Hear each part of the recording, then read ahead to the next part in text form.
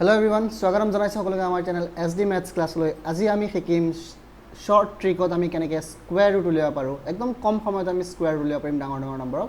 চাওঁ হওক ট্ৰিকটো। তো আগৰ ভিডিঅ'ত আমি চাইছিলোঁ যে এনেকৈ যে স্কোয়াৰ নম্বৰৰ ইউনিট ডিজিট যদি 0 হয়, স্কোয়াৰ ৰুটৰো ইউনিট ডিজিট কি হ'ব 0 হ'ব। দেন স্কোয়াৰ নম্বৰৰ ইউনিট ডিজিট 1 হ'লে স্কোয়াৰ ৰুটৰ ইউনিট ডিজিট কি হ'ব 1 and 9। তো এনেকৈ এইকেইটা আছিলে 4 হ'লে 2 8 5 হ'লে 5 হ'ব 6 হ'লে 4 আৰু 6 and 9 হ'লে 3 7। এতিয়া এই বস্তুটোক আমি কেনেকৈ ইউজ কৰিম স্কোয়াৰ ৰুট উলিওৱাৰ ক্ষেত্ৰত চাওঁ। মই ইয়াত এক্সাম্পল কেইটামান লৈ লৈছোঁ, এটা 324 961 এনেকৈ কেইটামান আছে। তো ফাৰ্ষ্ট চাওঁ যে 324ৰ স্কোয়াৰ ৰুট আমি কেনেকৈ উলিয়াম, আমি ট্ৰিকটো ইউজ কৰিম। তো ফাৰ্ষ্ট আমি 324টো লিখিলোঁ। তো প্ৰথম কাম হ'ব আমাৰ ৰাইট ছাইডৰ পৰা দুটা দুটা ডিজিট লৈ পেলাই আমি পেয়াৰ বনাব লাগিব। তো এইফালে 2 আৰু 4 মিলি এটা পেয়াৰ, দেন 3 অকলে আছে, 3 নিজে এটা গ্ৰুপ হ'ব। অ'কে, নেক্সট আমাৰ যোনটো ফাৰ্ষ্ট গ্ৰুপ হ'ল 24 ৰাইট ছাইডে, সেইটোৰ আমি কি চাম, সেইটোৰ ইউনিট ডিজিট চাম।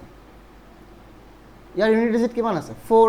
দেন ইউনিট ডিজিট এইটো স্কোয়াৰ নাম্বাৰ, ইয়াৰ ইউনিট ডিজিট আছে 4। তো স্কোয়াৰ নাম্বাৰৰ ইউনিট ডিজিট 4 হ'লে আমাৰ স্কোয়াৰ ৰুটৰ ইউনিট ডিজিট কি আহিব, হয় 2 আহিব নহ'লে 8 আহিব। তাৰমানে ইয়াৰ পৰা আমাৰ দুটা পচিবিলিটি আহিলে যে 324ৰ যোনটো স্কোয়াৰ ৰুট তাৰ ইউনিট ডিজিটত হয় 2 থাকিব নহ'লে 8 থাকিব, এইটো আমি গম পালোঁ। দেন 2 আৰু 8ৰ ভিতৰত কোনটো থাকিব সেইটো আমি এতিয়া উলিয়াম চাওঁ। নেক্সট কাম হ'ল যে আমি নেক্সট যোনটো গ্ৰুপ আছে 3 চালোঁ। দেন 3 নিজে এটা পাৰফেক্ট স্কোয়াৰ নহয়। দেন আমি কি চাব লাগিব যে 3তকৈ সৰু পাৰফেক্ট স্কোয়াৰ নাম্বাৰ কি আছে আৰু সেই পাৰফেক্ট স্কোয়াৰ নাম্বাৰৰ স্কোয়াৰ ৰুটটো কিমান। তো 3তকৈ সৰু পাৰফেক্ট স্কোয়াৰ নাম্বাৰ হ'ল 1 আৰু 1ৰ স্কোয়াৰ ৰুট কিমান 1 নিজে। তাৰমানে ইয়াৰ পৰা আহিলে আমাৰ 1, ঠিক আছে। এইটো গ্ৰুপৰ পৰা আমি 1 পালোঁ আৰু এইটো গ্ৰুপৰ পৰা আমি দুটা পচিবিলিটি পালোঁ, এটা 2 এটা 8। তো 1 to ফিক্স 1 হ'বই। দেন 2 আৰু 8ৰ ভিতৰত কোনটো হ'ব সেইটো চাম। এতিয়া ইয়াৰ পৰা যোনটো পালোঁ আমাৰ ছেকেণ্ড গ্ৰুপৰ পৰা 3ৰ পৰা যোনটো 1 পালোঁ, 1ৰ নেক্সট নাম্বাৰটো কিমান, 1ৰ নেক্সট নাম্বাৰ হ'ল 2। দেন ইয়াৰ লগত তাৰ নেক্সট নাম্বাৰটো ইনটু কৰক, তাৰমানে 1ৰ লগত 2 ইনটু কৰিলে কিমান পালোঁ 2, ঠিক আছে। এতিয়া আমাৰ যোনটো নাম্বাৰ আছিল 3, এই 3টোক আমি 2ৰ লগত কম্পেয়াৰ কৰিম। এই 3টো কি হয় 2ৰ পৰা ডাঙৰ হয়নে নাই, 3 গ্ৰেটাৰ দেন 2। তো চিন্স 3 ইজ গ্ৰেটাৰ দেন 2 তেনেহ'লে আমাৰ এই দুটাৰ ভিতৰত কোনটো আহিব যোনটো গ্ৰেটাৰ। 3টো আমি গ্ৰেটাৰ পাইছোঁ, গতিকে আমি কি ল'ম গ্ৰেটাৰ নাম্বাৰটো ল'ম। যদি আমি ইয়াত লেছ পালোঁ হয় আমি কি ল'লোঁ হয় লেছ ল'লোঁ হয়। তাৰমানে আমাৰ যোনটো স্কোয়াৰ ৰুট হ'ব সেইটো কি হ'ব, ইয়াৰ পৰা 1 to ফিক্স আছে আৰু 2 আৰু 8ৰ পৰা কোনটো আহিব 8। তাৰমানে 324ৰ স্কোয়াৰ ৰুট কিমান হ'ব 18। একেবাৰে ইজি মেথডটো বুজিবলৈ। নেক্সট এইটো এক্সাম্পল চাওঁ 961। তো ছেইম আমি 961 লিখিলোঁ, দুটাকে গ্ৰুপ বনাই ল'লোঁ, ৰাইট ছাইডে আৰু এইটো অকলে আছে। দেন 61 ইয়াৰ ইউনিট ডিজিটত কি আছে 1 আৰু 1 পাৰফেক্ট স্কোয়াৰ নাম্বাৰৰ ইউনিট ডিজিট 1 হ'লে তাৰ স্কোয়াৰ ৰুট কি থাকে, হয় 1 থাকিব নহ'লে 9 থাকিব। তাৰমানে ইয়াৰ পৰা আহিলে দুটা পচিবিলিটি, এটা হ'ল 1 আৰু এটা 9। অ'কে, নেক্সট 9 নিজে এটা পাৰফেক্ট স্কোয়াৰ নাম্বাৰ, তাৰ স্কোয়াৰ ৰুট কিমান 3। তো 9ৰ পৰা আমি কি পালোঁ 3 পালোঁ। দেন কামটো কি আছিলে যে 3ৰ নেক্সট নাম্বাৰ কোনটো, এইটো গ্ৰুপৰ পৰা যোনটো পাম তাৰ নেক্সট নাম্বাৰ চাব লাগে। তো 3ৰ নেক্সট নাম্বাৰ হ'ল 4। দেন 3ৰ লগত আমি 4 ইনটু কৰিলোঁ, কিমান পাম 12। তো এতিয়া আমাৰ 9টো যোনটো 9 আছিলে একচুৱেলি, সেই 9টো কি হ'ল লেছ দেন 12 হ'লনে নাই, 9 লেছ দেন 12 আমি লেছ পালোঁ, গতিকে ইয়াৰো আমাৰ কোনটো ভেলু আহিব লেছ ভেলুটো আহিব। তাৰমানে আমাৰ যোনটো আনচাৰ হ'ব এইফালে 3 ফিক্স আৰু এইফালে লেছ ভেলু হ'ল 1, তাৰমানে আমাৰ 31 হ'ব স্কোয়াৰ ৰুট। বুজি পাইছে একেবাৰে ইজি। এইটো এক্সাম্পল চাওঁ 5929। অ'কে, তো 5929 লিখি ল'লোঁ। দেন দুটা দুটাকৈ আমাৰ গ্ৰুপ হৈ গ'ল। দেন এইফালে 29 ইউনিট ডিজিট আছে 9 থাকিলে কি আহে, হয় 3 আহিব নহ'লে 7 আহিব। তো এইটো গ্ৰুপৰ পৰা আমি পালোঁ হয় 3 নহ'লে 7। দেন 59 পাৰফেক্ট স্কোয়াৰ নহয়, ইয়াৰ সৰু পাৰফেক্ট স্কোয়াৰ কি আছে 49 আৰু 49ৰ স্কোয়াৰ ৰুট কিমান 7। তো ইয়াৰ পৰা আহিলে 7। দেন 7ৰ নেক্সট নাম্বাৰ হ'ল 8 ইনটু কৰিলোঁ কিমান হ'ল 56। দেন এই 59 আমাৰ যোনটো 59 আছিলে 59 ইজ গ্ৰেটাৰ দেন 56, তেনেহ'লে আমি কোনটো ভেলু ল'ম গ্ৰেটাৰ ভেলু ল'ম। তো এইফালৰ পৰা 7টো ফিক্স আৰু ইয়াৰ পৰা গ্ৰেটাৰ ভেলু কোনটো আমাৰ 7, মানে আনচাৰটো হৈ গ'ল 77। Okay, next example 31684।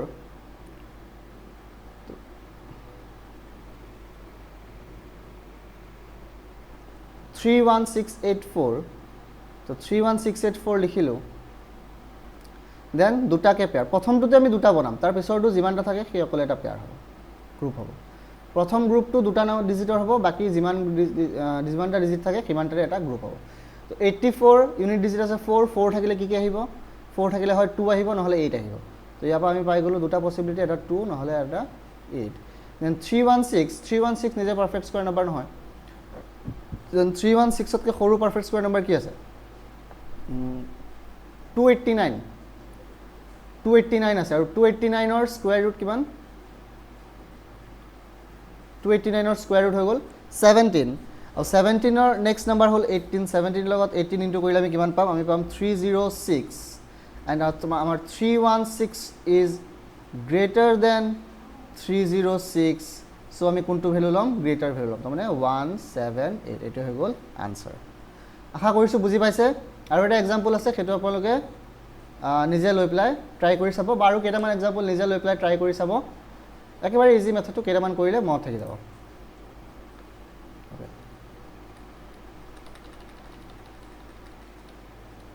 নেক্সট আমি শিকিম কিউব ৰুট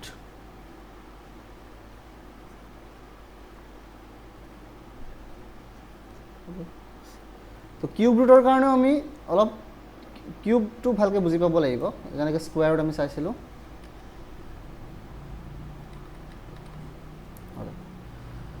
তো 0 ৰ কিউব কৰো কিমান পাম 0 পাম 1 ৰ কিউব কৰিলে 1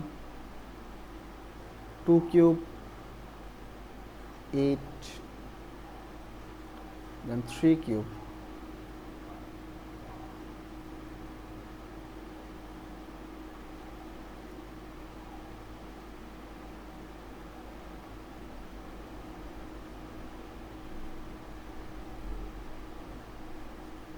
six cube লিখিলো 216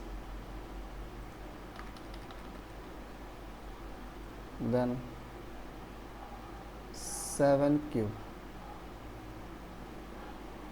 343 8 cube 512 9 cube 729 তো 0 ৰ পৰা 9 লৈকে নাম্বাৰ কেইটা আমি কিউব লিখি লৈছো তো ৰাইট সাইডৰ কিটা হল আমাৰ পাৰফেক্ট কিউব নাম্বাৰস ৰাইট সাইডৰ কিটা এইবিলাক কি পাৰফেক্ট কিউব নাম্বাৰস ঠিক আছে এটা চাবা পাৰফেক্ট কিউব নাম্বাৰ বিলাকৰ ইউনিট ডিজিট সব কি আছে 0 আছে 1 আছে 8 আছে 0 1 8 দেন কি আছে 7 আছে 4 আছে 7 4 then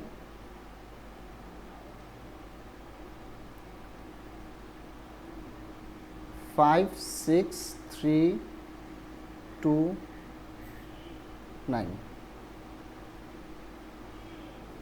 5 6 3 2 9 okay তো 0 আমি পাইছো কোনটো নাম্বাৰৰ কিউব কৰিবলৈ পাইছো আমি ইউনিট ডিজিট 0 ৰ কিউব কৰি পাইছো না মানে পাৰফেক্ট স্কয়াৰত 0 হলে তাৰ কিউব ৰুটত কি আহিব 0 আহিব 1 হলে কি আহিব 1 আহিব 8 হলে 2 আহিব 7 হলে 3 আহিব 4 হলে কি আহিব 4 আহিব 5 হলে 5 আহিব 6 হলে 6 আহিব 3 হলে 7 আহিব 2 হলে 8 আহিব আৰু 9 হলে 9 আহিব ইয়া পাইছা 0 0 1 হলে 1 এনেকে 4 হলে 4 5 হলে 5 6 হলে 6 3 হলে 7 2 8 আচ্ছা তো এটা বস্তু মন কৰিব যে 0 আৰু 0 হলে 0 সেম সেম আহে এটো সেম সেম আহে 1 হলে 1 সেম সেম আহিলে 4 হলে 4 সেম 5 হলে 5 সেম 6 হলে 6 সেম 9 হলে 9 সেম তাৰ মানে কি কি পালো যে 0 1 4 5 6 9 0 1 4 5 6 9 এইকেইটা যদি পারফেক্ট কিউব নাম্বাৰৰ ইউনিট ডিজিট হয় তাহলে যোনটো স্কয়াৰ কিউব ৰুট হ'ব তাৰ ইউনিট ডিজিট কি হ'ব এইকেইটাই হ'ব সেম হ'ব 0 হলে 0 আহিব 1 হলে 1 আহিব নেকি সেম থাকিব কিন্তু চাব 8 হলে 2 আহে আৰু 2 হলে 8 আহে তাৰ মানে 2 যদি পাৰফেক্ট স্কোৱাৰত থাকে ইউনিট কিউব ৰুটত আহিব 2 যদি পাৰফেক্ট কিউবত থাকে কিউব ৰুটত আহিব 8 ক'ত আহিব ইউনিট ডিজিটত আৰু যদি 8 থাকে কি আহিব 2 আহিব উল্টাটো এইটো হ'লে এইটো আৰু এইটো হ'লে এইটো আহিব সেম চাওক 7 হ'লে 3 আহিব আৰু 3 হ'লে কি আহে 7 তাৰমানে 3 হ'লে 7 আৰু যদি 7 হয় কি আহিব 3 আহিব ৰিভাৰ্সটো ফলো কৰিব এইকেইটা হ'লে সেম থাকিব আৰু এইকেইটা হ'লে 2 থাকিলে 8 8 থাকিলে 2 3 থাকিলে 7 7 থাকিলে 3 এই কনসেপ্টটো ইউজ কৰি আমি কি উলিয়াব পাৰো কিউব ৰুট উলিয়াব পাৰো একেবাৰে ইজিকে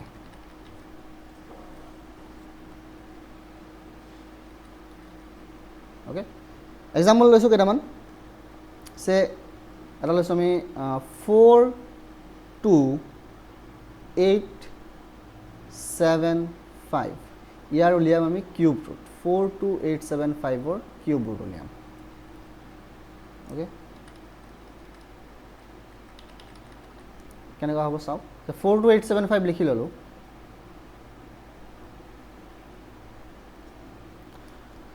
তো ফার্স্ট কাম হ'ব আমি যেনেকৈ স্কোয়াৰ ৰুটৰ ক্ষেত্ৰত দুটা ডিজিট লৈ পেলাই গ্ৰুপ বনাইছিলোঁ ইয়াত আমি ফাৰ্স্ট ৰাইট সাইডে তিনিটা ডিজিট লৈ পেলাই এটা গ্ৰুপ বনাম বাকি নেক্সটত যেটা যিমানটা আছে সেইকেইটা এটা গ্ৰুপ হ'ব ওকে দেন আমাৰ যোনটো ফাৰ্স্ট গ্ৰুপ 875 ইয়াৰ ইউনিট ডিজিট কিমান 5 আৰু 5 হ'লে কিউব ৰুটত কি আহে 5 আহে দেন 42 নিজে পাৰফেক্ট কিউব নহয় দেন 42 কে সৰু পাৰফেক্ট কিউব কি আছে 27 42 কে সৰু পাৰফেক্ট কিউব 27 और 27 और क्यूब रूट किमान 3 तारमाने एकेबारे easily answer cube root of 4 2 8 7 5 is equal किमान 35 तो मुखते ओलाब आंसर एकदम इजी मेथड और এটা লৈছো एग्जांपल 884736 884736 ইয়াৰ কিউব रूट উলিয়াব লাগিব তো তিনটাকে আমি গ্ৰুপ বনালো এফালে তিনটা এফালে তিনটা আহিলে 6 আছে 6 থাকিলে কি আহে 6 এ আহে 884 के সৰু পাৰফেক্ট কিউব নাম্বাৰ 729